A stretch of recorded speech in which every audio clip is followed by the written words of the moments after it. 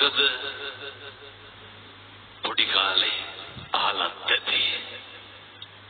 එක පොකුණක් තියනවා වතුර හිඳිච්ච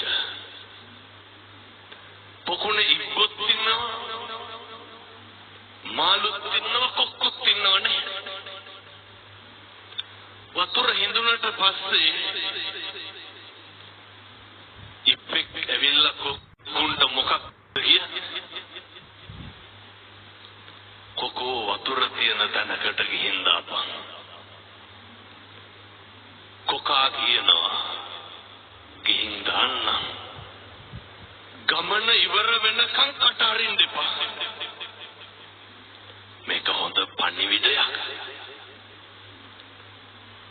කට වහගන්න තරමට ප්‍රශ්න අඩු නැද්ද